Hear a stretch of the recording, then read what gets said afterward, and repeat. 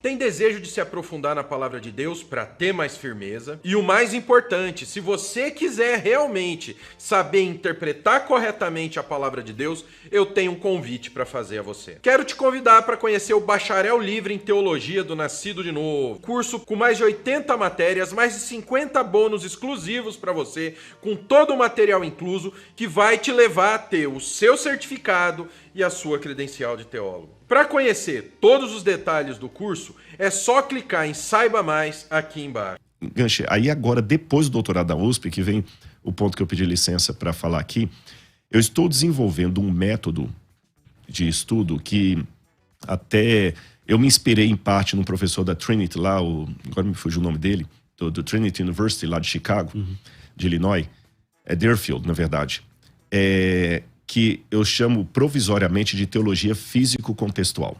O que é isso? Até aqui, a arqueologia é conhecida apenas como uma ferramenta da apologética para provar a historicidade da Bíblia. Primeiro, eu já tenho alguns senões com essa provar a Bíblia, porque sendo a Bíblia a palavra de Deus, eu não... É uma petulância. Teologicamente falando, exatamente. Deus não precisa que ninguém prove a ele. Ele tem autoridade máxima. Esse é um primeiro ponto. Segundo, que a arqueologia ela tem seus limites. Eu não posso, pela arqueologia, provar que Jesus é o Filho de Deus. Eu não posso, pela arqueologia, provar a Trindade. Foge do escopo dela. O máximo que eu posso, pela arqueologia, é confirmar que algumas histórias que a Bíblia falou aconteceram, porque as outras eu não tenho evidência nenhuma. E a partir dessa confirmação por amostragem, eu falo, poxa, se essas histórias aconteceram, a teologia que se assenta sobre elas também será verdadeira. Porque diferente do Bhagavad Gita, do Alcorão, do livro dos Vedas, não tem nada, a Bíblia é o único livro religioso que fala, para que eu seja certa, a minha história tem que ter acontecido. Isso é verdade. Entendeu? Se o Krishna da Batalha de Arjuna, lá do Bhagavad Gita, nunca existiu, não muda nada. Não muda nada para eles, mas... Se Buda não existiu, não muda nada, né? Mas se Jesus não morreu sexta-feira, crucificado... Exato. Ainda que ele tenha morrido enforcado, já destrói todo o evangelho. Exatamente. Então essa, para mim, é a minha área de confirmar a historicidade da Bíblia. Tanto é que no Evidências, quando eles escreveram a primeira chamada, assim, está entrando no ar o programa Evidências. Aí no início fala alguma coisa assim, que prova a Bíblia Sagrada. Eu falei, tá errado. Sempre em busca de fatos que comprovam a veracidade histórica da Bíblia Sagrada, não da Bíblia. O papel da arqueologia, assim como todas as outras ciências, é sempre investigativo, né? Exatamente. Então, nunca dogmático. Exatamente, não posso ser.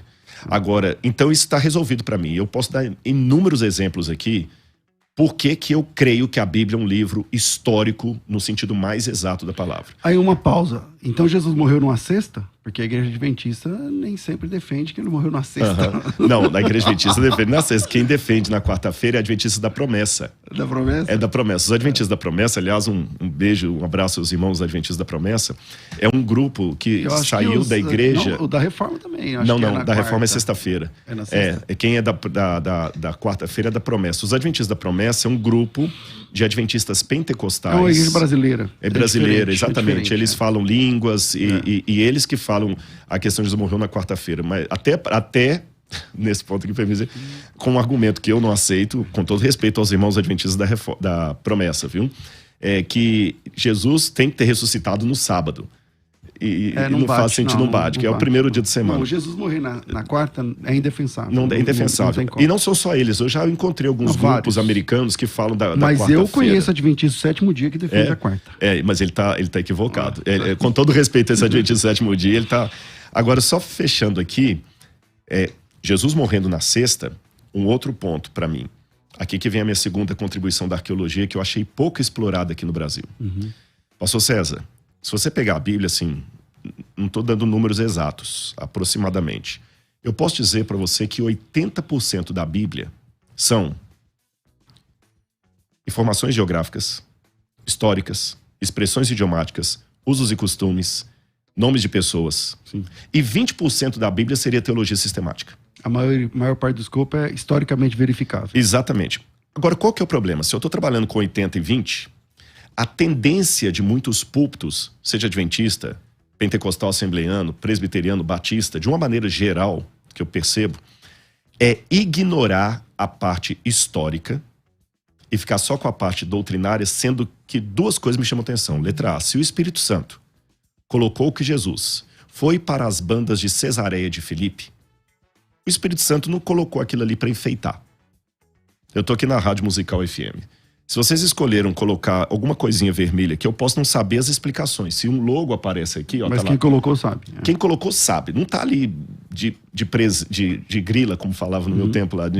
Ao léu. Não, tá de propósito. Se o Espírito Santo colocou, aquela informação é importante. E mais, são esses 80% que me ajudarão a entender os 20%. Aí eu agravo isso com o seguinte: justamente por nós ignorarmos esses 80%, coisa que potencializou com a vinda dos métodos estruturalistas de leitura da Bíblia, onde a morte do leitor, se você quiser a gente pode até explicar pro público, eu sei que você sabe o que significa a morte do autor, melhor dizendo. Autor. Mas, do autor. Então, esse você está apresentando tipo um Pareto, né? De 80-20, onde 20% é o contexto mais teológico, espiritual, não sei o quê, e os 80% são regionais, verificáveis do ponto de vista da arqueologia, da história, da ciência, enfim. Como aproveitar isso? Que método é esse que você está apresentando? Primeiro, vou dar um exemplo prático. Eu vou falar um enunciado e vou dar um exemplo prático. Enunciado. Não há uma dicotomia entre os 80 e os 20. Números simbólicos. Eu não peguei uma régua para medir isso. Números simbólicos. Não há uma dicotomia. Os 80 alimentam o 20, dão contexto para o 20, e o 20 dá autoridade para os 80. De que maneira? Vou dar um exemplo aqui. Jesus, uma vez, falou assim... Deixa eu pegar um exemplo bem claro. Vou dar um exemplo fácil agora.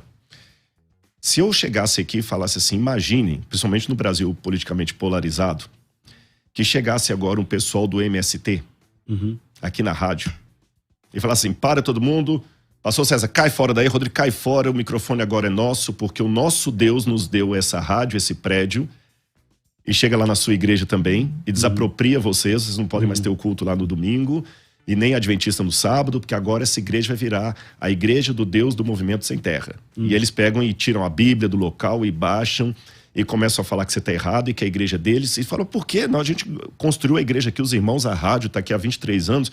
Não, porque o nosso Deus prometeu lá atrás para o nosso líder que isso aqui é nosso. A gente não ia aceitar isso. A gente não ia gostar dessa ideia. Não ia gostar dessa ideia.